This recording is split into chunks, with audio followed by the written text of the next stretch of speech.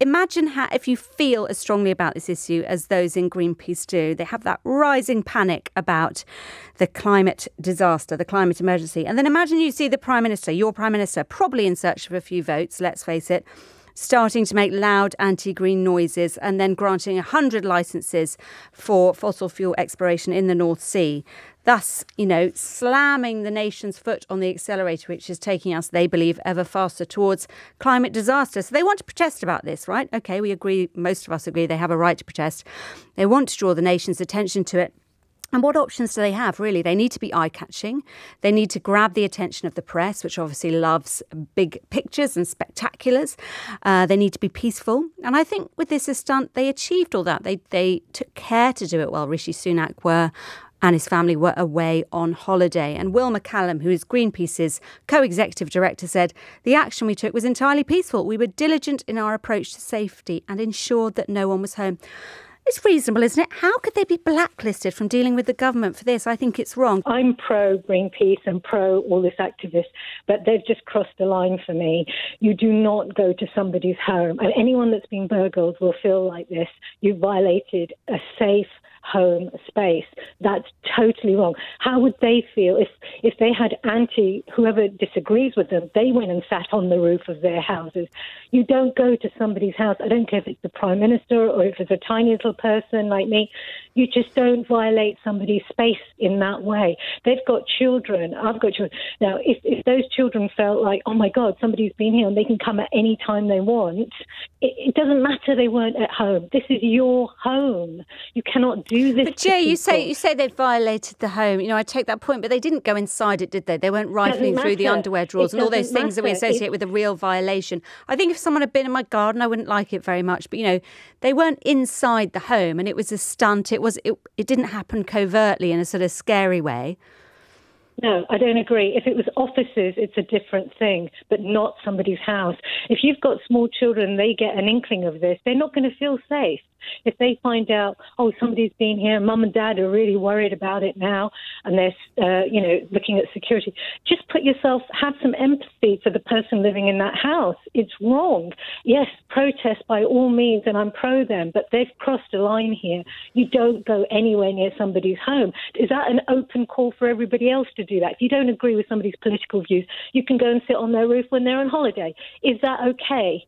I think it's because the Prime Minister is obviously a high-profile person. I think no one's suggesting that this would set a precedent where it's okay to sit on someone else's roof. But the thing is, Jay, you say you're all for Greenpeace, but how can they make an impact if, I actually make a distinction between Greenpeace and Just Stop Oil, because so many things Just Stop Oil have done have made my blood boil, and they're stopping people from getting to a hospital and so on, when they are, causing criminal damage to buildings and so on.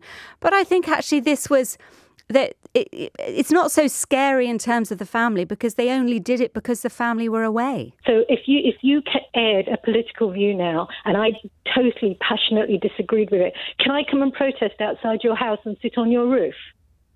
Well, I think the point is that I'm not a high-profile individual. Yeah, I mean, Greenpeace have been about for years, so they're very experienced. They know what they're doing. I think they've made a really important message, and certainly the people like me that woke up and read and heard that they'd been on his roof, wouldn't everybody like to stand on his roof at some point after what's been going on over the last few years? To me, it's sent a very polite message to him that people can actually get near him. 2 hours for the police to turn up, I think that's pretty good. You wouldn't have got that round our way in anybody's house for a burglary. Jay was making the point that whether you're the Prime Minister or the man on the street, your home is your sanctuary, and that actually shouldn't be breached. What do you think of that? I think that's a very fair point, but Greenpeace have done their job for me anyway. It made me smile. No one got hurt. Nothing got damaged. It could have been a lot worse, and I think if a lot more people in this country had been up on the roof, there would have been a hell of a lot more damage done and stuff. But David, on the point then, speaking of the government, do you disagree then with the government's decision to ban Greenpeace from meetings because of this stunt? I think it's a little bit cowardly. I think it's not that it's going to really do much anyway. I don't think, other than it just all adds to the deceit and the what this government's all about and what it portrays itself as. Oh, I'm for Greenpeace. Don't be mistaken with me. I'm in Grimsby, but I'm a Scotsman. I've been living here for several years. And I do agree with the word sinister when you're talking about the government. They appear to want to pass a law against anything that they really don't like. You can actually see that from the unions. You know what's been going on lately. They actually try to outsit the unions. I think that the government, in a way, is heading... I don't think they're clever enough to do this, but I get the impression over the years we're getting more into a dystopian society. You know, you can't do this, you can't do that, and all these things are coming down from the government. As far as I'm concerned with climate change, I can go a little further than that one with the government. The Prime Minister and the Secretary of State for Scotland were up in Aberdeen to announce these 100 new licences. Now, I don't know if you know that area, but it's a fight to the death as far as elections are concerned between the Tories and the SNP. So you know why they were up there, apart from anything else, but that's never been mentioned.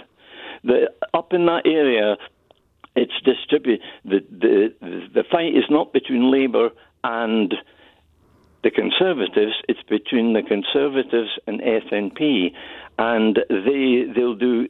That is a corner where it's a contest all the time, but it's never been mentioned in the general press.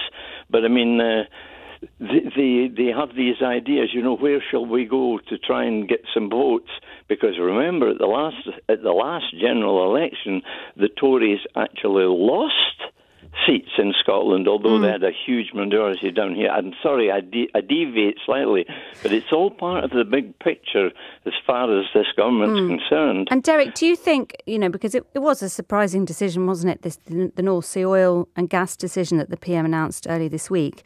Do you think that the Conservative Party, which is obviously trailing pretty badly in the polls, I don't know, 15, 20 points behind Labour, do you think they've scented a political opportunity in being the party that is not so committed to green issues anymore, and maybe make it, you know, it's great for parties to have bogeymen, like, you know, to maybe make some green protesters and green organisations ones they can have a pop at? Because I sort of think it does seem quite provocative that they would blacklist them from meetings and publicise that fact. Well, it actually goes further than that. They pick up all sorts of... I do not read it. I'm an intelligent person. I'm a graduate of Edinburgh University and 2 degrees and all sorts of things like that. But the government seems to sort of pick on things to divert away from their own problems and their own troubles. And that is one thing they are good at. They're not good at running the country. And I mean, I cannot believe... Well, I laughed. I'm sorry to say this. I actually was making my dinner. I live alone. I was making my dinner through the kitchen when it came over that Sunak had actually given out. He's going to give out 100 licences because. Why was it funny, Derek?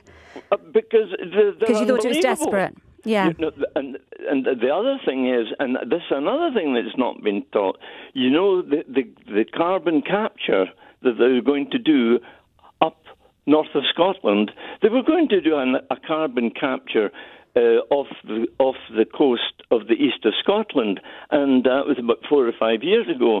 And the government of Scotland said, this is a great idea, we'll put it there. And it was turned down. Sorry, Claire, I was just filling out the Greenpeace form to sign up. Sorry, I'll step away and just speak to you. Why have they... So you're just signing up now as a new member, are you? Yeah, I'm just signing up.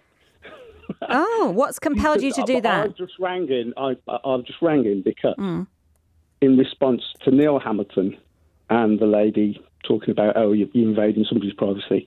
The thing is with Rishi... He doesn't care about the environment. He doesn't care about climate change. He doesn't care. The reason he doesn't care, it's because he cares about money. So you've got two schools of thought. Neil Hamilton cares about money. So when he said left wing, I mean, there's no left and right. So either you care about things or you don't. So, well, we all Rishi care Sunak about cares money. about money. To be fair, Han, we all care about money. He's caught, he would probably argue, between competing priorities. And one is economic growth and also ensuring that people who are suffering a cost of living crisis don't suffer further. And the other is making adequate provisions to deal with the climate crisis. So I think he would probably say, look, I've got to balance these competing priorities. Yeah, well, it's going into his pocket, isn't it? So are you personally very frightened about what's happening with the climate? What do you think? I do care. I care more now than I did about a year ago, 2 years ago. I care a lot more now. And do you think that's partly because of the actions of protesters raising the profile of this issue? Well, I don't think it's going to make a blind bit of difference. You get Conservatives out and Labour come in, and they're going to be exactly the same. The agenda is control. Let's get that right. They want to control the protesters. They don't want people to actually shout about what they think is right or wrong. You've just got to follow. We're going to tell you what to do. In fact, we're going to ask you to jump, and you're going to ask how high.